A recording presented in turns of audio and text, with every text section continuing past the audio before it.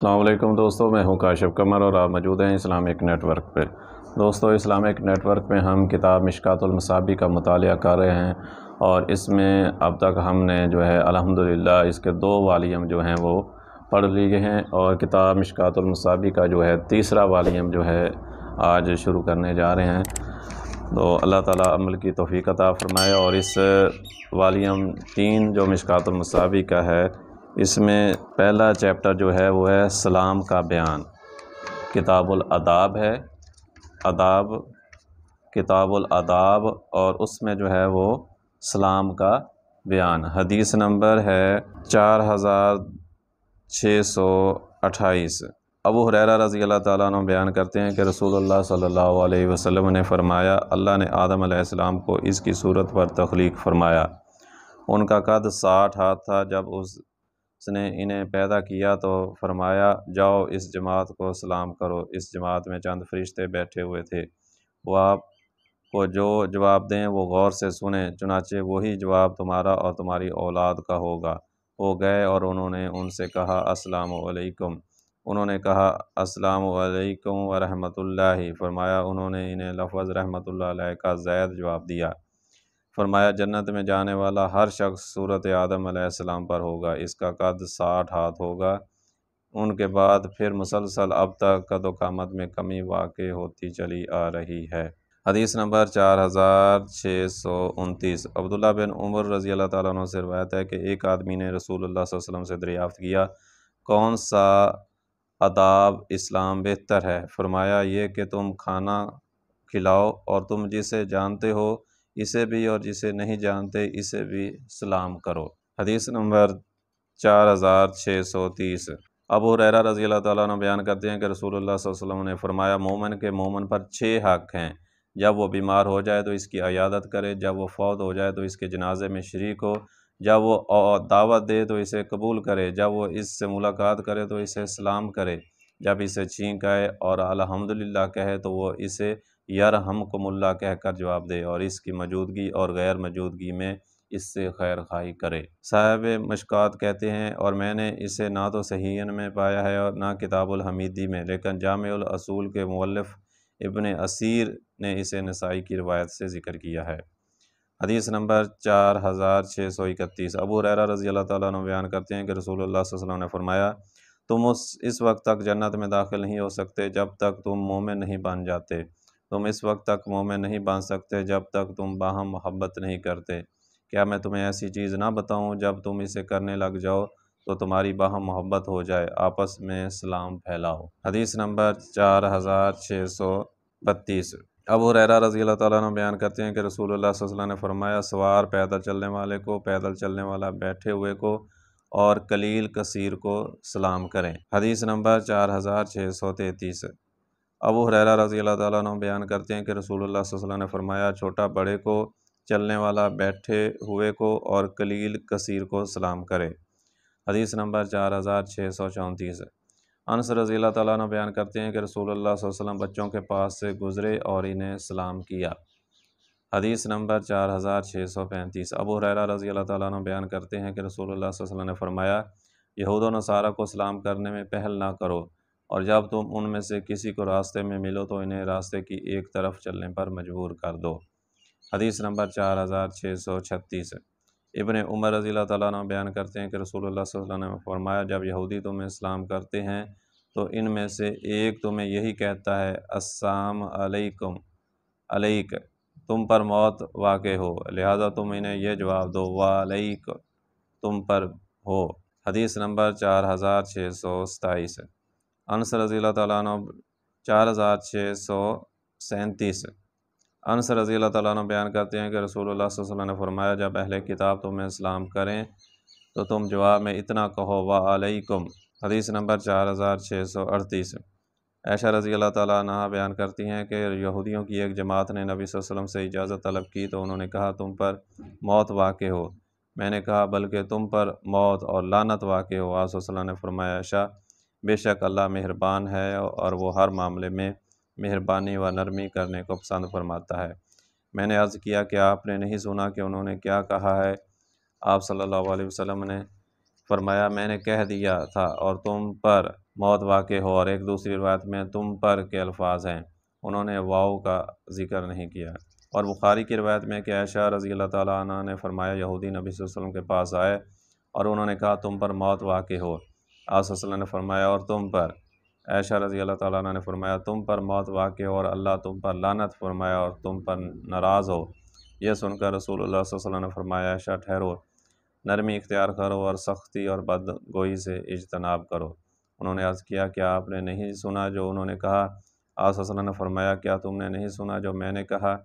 میں نے انہیں جواب دے دیا تھا، ان کے متعلق میری بد دعا قبول ہو گئی جبکہ ان کے میرے متعلق بد دعا قبول نہیں ہوئی۔ اور مسلم کی روایت میں ہے آپ صلی اللہ علیہ وسلم نے فرمایا آپ بد گوئی کرنے والی نہ بنیں، کیونکہ اللہ بے تکلف اور با تکلف بد گوئی کو پسند نہیں فرماتا۔ حدیث نمبر 4639۔ اسامہ بن زید رضی اللہ تعالیٰ عنہ سے روایت ہے کہ رسول اللہ صلی اللہ علیہ وسلم کا ایک ایسی مجلس سے گزر ہوا جس میں مسلمان، بتوں کے پجاری، مشرک اور یہودی بیٹھے ہوئے تھے، تو آپ صلی اللہ علیہ وسلم نے انہیں سلام کیا۔ حدیث نمبر 4640۔ ابو سعید خدری رضی اللہ تعالیٰ عنہ نبی صلی اللہ علیہ وسلم سے روایت کرتے ہیں کہ آپ صلی اللہ علیہ وسلم نے فرمایا راستوں میں بیٹھنے سے اجتناب کرو۔ صحابہ نے عرض کیا اللہ کے رسول وہاں بیٹھنا ہماری مجبوری ہے، اس کے بغیر گزارا نہیں، ہم وہاں بیٹھ کر باتیں کرتے ہیں۔ آپ صلی اللہ علیہ وسلم نے فرمایا اگر تم نے ضرور بیٹھنا ہی ہے تو پھر راستے کا حق ادا کرو۔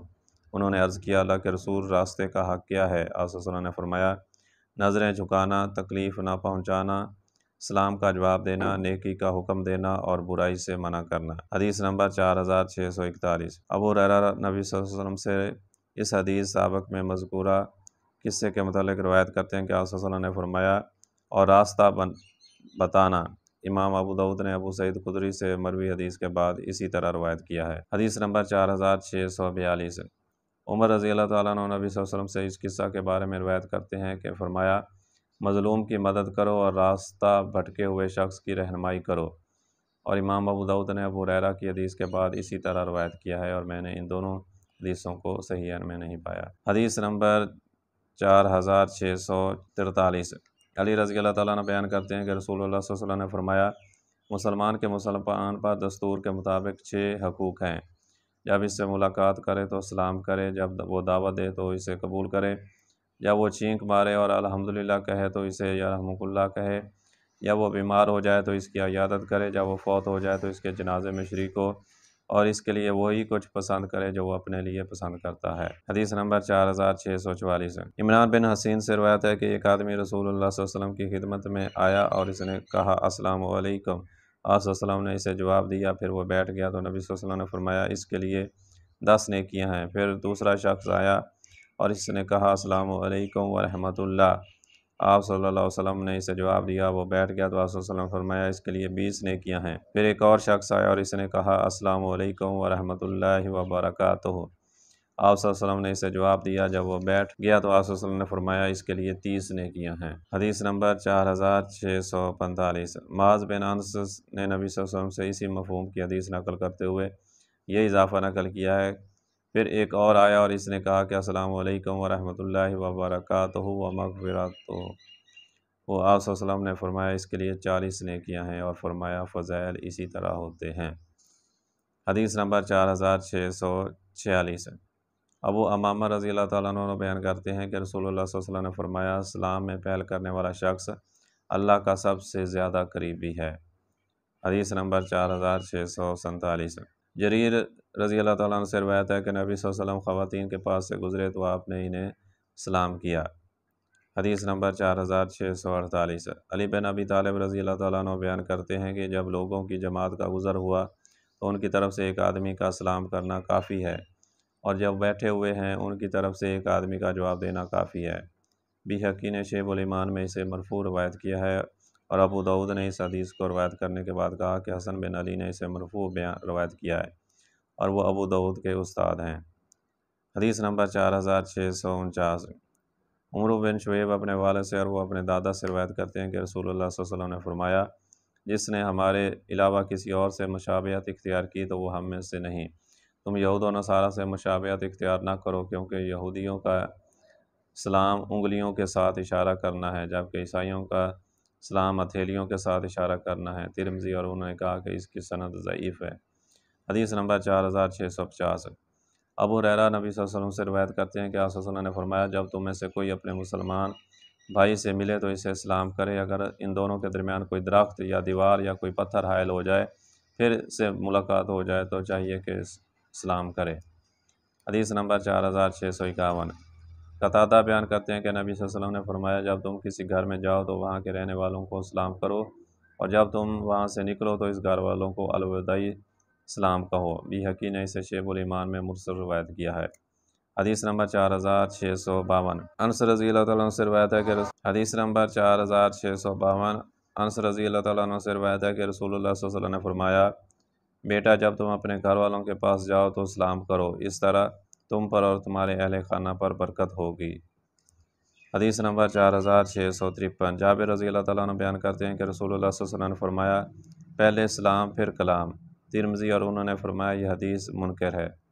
حدیث نمبر 4654۔ عمران بن حسین رضی اللہ تعالیٰ عنہ بیان کرتے ہیں کہ ہم دور جاہلیت میں باوقت ملاقات کہا کرتے تھے، اللہ تیری آنکھ ٹھنڈی رکھے اور تم تر و تازہ و خوش و خرم حالت میں صبح کرو۔ جب اسلام آیا تو ہمیں اس سے روک دیا گیا۔ حدیث نمبر 4655۔ غالب بیان کرتے ہیں کہ ہم حسن بصری کے دروازے پر بیٹھے تھے کہ ایک آدمی آیا اور اس نے کہا، میرے والد نے میرے دادا سے روایت کیا، انہوں نے کہا کہ میرے والد نے مجھے رسول اللہ صلی اللہ علیہ وسلم کی خدمت میں بھیجا، فرمایا آپ کی خدمت میں حاضر ہو کر انہیں سلام عرض کرنا۔ انہوں نے کہا میں آپ کی خدمت میں پہنچا اور میں نے عرض کیا، میرے والد آپ کو سلام عرض کرتے ہیں۔ آپ صلی اللہ علیہ وسلم نے فرمایا تم پر اور تمہارے والد پر سلام ہو۔ حدیث نمبر 4656۔ ابو العلا بن حضرمی سے روایت ہے کہ اعلیٰ حضرمی رسول اللہ صلی اللہ علیہ وسلم کے مقرر کردہ بحرین کے حکمران تھے، اور جب وہ آپ کی طرف خط لکھتے تو اپنے نام از طرف اعلیٰ سے شروع کیا کرتے۔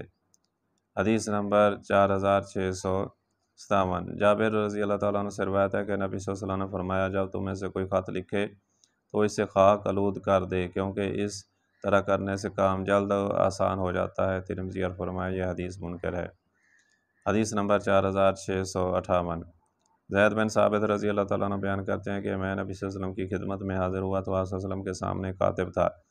میں نے آپ صلی اللہ علیہ وسلم کو فرماتے ہوئے سنا، قلم اپنے کان پر رکھو، کیونکہ ایسا کرنا، کان پر قلم رکھنا، مقصد و انجام جلد یاد کرا دیتا ہے۔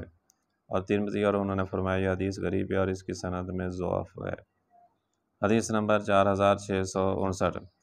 زید بن ثابت بیان کرتے ہیں کہ رسول اللہ صلی اللہ علیہ وسلم نے مجھے حکم فرمایا کہ میں سریانی زبان سیکھوں۔ ایک دوسری روایت میں ہے کہ آپ صلی اللہ علیہ وسلم نے فرمایا میں یہودیوں کی کتابت سیکھوں، اور فرمایا مجھے یہود کی کتابت کا اندیشہ ہے۔ زید بن ثابت نے کہا کہ میں نے نصف ماہ سے پہلے ہی ان کی زبان سیکھ لی۔ جب آپ صلی اللہ علیہ وسلم یہود کے نام خط لکھتے تو میں تحریر کرتا، جب وہ آپ صلی اللہ علیہ وسلم کے نام خط لکھتے تو ان کے مکتوب میں آپ کو پڑھ کر سناتا تھا۔ حدیث نمبر 4660۔ ابو ہریرہ نبی صلی اللہ علیہ وسلم سے روایت کرتے ہیں کہ آپ صلی اللہ علیہ وسلم نے فرمایا، جب تم میں سے کوئی کسی مجلس میں آئے تو وہ سلام کرے، پھر اگر وہ بیٹھنا چاہے تو بیٹھ جائے، اور جب وہ وہاں سے اٹھے تو سلام کرے۔ پہلا سلام اور دوسرا سلام سے زیادہ حق نہیں رکھتا۔ حدیث نمبر 4661۔ ابو ہریرہ رضی اللہ تعالیٰ عنہ سے روایت ہے کہ رسول اللہ صلی اللہ علیہ وسلم نے فرمایا، راستوں میں بیٹھنے میں کوئی خیر و بھلائی نہیں، مگر اس شخص کے لیے خیر ہے جو راستہ بتائے، سلام کا جواب دے، نظر جھکائے، اور جو سواری پر بوجھ رکھوانے میں مدد کرے۔ ابو جری سے مروی حدیث باب الفضل الصدقہ میں ذکر کی گئی ہے۔ حدیث نمبر 4662۔ ابو ہریرہ رضی اللہ تعالیٰ عنہ بیان کرتے ہیں کہ رسول اللہ صلی اللہ علیہ وسلم نے فرمایا، جب اللہ نے آدم کو پیدا فرمایا اور ان میں روح پھونکی تو انہوں نے چھینک ماری اور الحمدللہ کہا۔ انہوں نے اللہ کی توفیق سے اس کی حمد و بیان کی تو ان کے رب نے انہیں کہا، اللہ تجھ پر رحم کرے۔ آدم فرشتوں کس جماعت کی طرف جاؤ جو بیٹھی ہے، وہاں جا کر کہو السلام علیکم۔ انہوں نے کہا السلام علیکم۔ انہوں نے کہا علیکم السلام ورحمۃ اللہ۔ پھر وہ وہاں سے اپنے رب کی طرف واپس آئے تو اس نے فرمایا، بے شک یہ تمہارا اور تمہاری اولاد کا باہمی سلام ہے۔ اللہ نے انہیں حکم دیا جب کہ اس کے دونوں ہاتھ بند تھے، تم دونوں میں سے جسے چاہو اختیار کر لو۔ انہوں نے کہا میں اپنے رب کا دایاں ہاتھ منتخب کر لیا، جبکہ میرے رب کے دونوں ہاتھ دایاں بابرکت ہیں۔ پھر اللہ تعالیٰ نے اپنے دایاں ہاتھ کو پھیلایا تو اس میں آدم علیہ السلام اور ان کی اولاد تھی۔ انہوں نے عرض کیا، رب جی یہ کون ہے؟ فرمایا یہ تمہاری اولاد ہے ہر انسان کی عمر اس کی دونوں آنکھوں کے درمیان لکھی ہوئی تھی، اور ان میں سے ایک ایسا آدمی تھا جو ان سب سے زیادہ روشن چہرے والا تھا۔ انہوں نے عرض کیا، رب جی یہ کون ہے؟ فرمایا، یہ آپ کے بیٹے داؤد علیہ السلام ہے، اور میں نے ان کی عمر 40 سال لکھی ہے۔ انہوں نے عرض کیا، رب جی اس کی عمر میں اضافہ فرما۔ اللہ تعالیٰ نے فرمایا، بس یہی ہے جو میں نے اس کے لیے لکھ دی ہے۔ انہوں نے عرض کیا، رب جی میں اپنی عمر سے 60 سال اسے عطا کر دیے۔ اللہ تعالیٰ نے فرمایا، یہ تیرا معاملہ ہے۔ فرمایا، پھر وہ جس قدر اللہ سے نے چاہا جنت میں رہے۔ پھر وہاں سے اتار دیے گئے، اور آدم علیہ السلام اپنی عمر شمار کیا کرتے تھے۔ جب موت کا فرشتہ ان کے پاس آیا تو انہوں نے فرمایا، تم جلدی آ گئے، کیونکہ میری عمر تو 1000 برس لکھی گئی تھی۔ اس نے عرض کیا، جی ہاں درست ہے، لیکن آپ علیہ السلام نے اپنے بیٹے داؤد علیہ السلام کو 60 سال دے دیے تھے۔ انہوں نے انکار کیا، اسی وجہ سے ان کی اولاد نے بھی انکار کیا، اور وہ بھول گئے، اسی وجہ سے ان کی اولاد بھی بھول جاتی ہے۔ آپ صلی اللہ علیہ وسلم نے فرمایا، اسی دن سے لکھنے اور گواہی دینے کا حکم فرمایا گیا۔ حدیث نمبر 4663۔ اسماء بنت یزید بیان کرتی ہیں کہ رسول اللہ صلی اللہ علیہ وسلم ہماری خواتین کی جماعت کے پاس سے گزرے تو آپ نے ہمیں اسلام کیا۔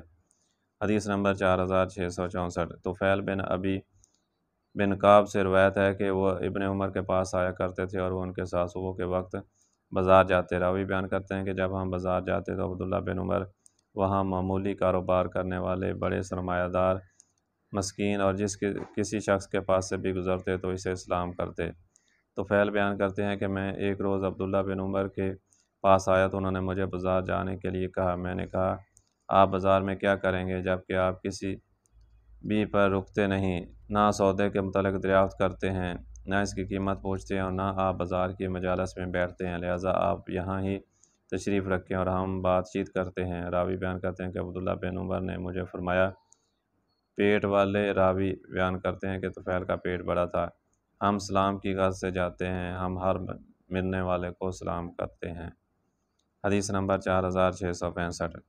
جابر رضی اللہ تعالیٰ عنہ بیان کرتے ہیں کہ ایک آدمی نبی صلی اللہ علیہ وسلم کے پاس آیا اور اس نے عرض کیا، فلاں شخص کا میرے باغ میں کھجوروں کا ایک درخت ہے، وہ اس کھجور کے درخت کی وجہ سے مجھے ایذا پہنچاتا ہے۔ رسول اللہ صلی اللہ علیہ وسلم نے پیغام بھیجا کہ اپنا کھجور کا درخت مجھے فروخت کر دو۔ اس نے کہا، نہیں۔ آپ صلی اللہ علیہ وسلم نے فرمایا، چلو مجھے ہبہ کر دو۔ اس نے کہا، نہیں۔ آپ صلی اللہ علیہ وسلم نے فرمایا، جنت کھجور کے درخت کے بدلے میں مجھے فروخت کر دو۔ اس نے کہا، نہیں۔ تو رسول اللہ صلی اللہ علیہ وسلم نے فرمایا، میں نے اسلام کہنے میں بخل کرنے والے کے علاوہ تجھ سے زیادہ بخیل کوئی اور نہیں دیکھا۔ حدیث نمبر 4666۔ عبداللہ نبی صلی اللہ علیہ وسلم سے روایت کرتے ہیں کہ آپ صلی اللہ علیہ وسلم نے فرمایا، اسلام میں پہل کرنے والا تکبر سے بری ہوتا ہے۔ تو دوستو یہ تھی آج کی ویڈیو، اور یہ ویڈیو جو ہے کتاب الاداب میں اسلام کا بیان ہے۔ تو امید ہے کہ یہ ویڈیو آپ کو پسند آئی ہوگی۔ اگر ویڈیو پسند آئی ہے تو اس کو لائک کریں اور اپنے دوستوں کے ساتھ اس ویڈیو کو شیئر بھی کریں، اور اگر آپ کو ہمارا یہ چینل پسند ہے تو اس کو سبسکرائب کر لیں تاکہ ہر نئی آنے والے ویڈیو ایک نوٹیفیکیشن کے ذریعے آپ تک پہنچ سکے۔ آئندہ ویڈیو تک کے لیے اللہ حافظ۔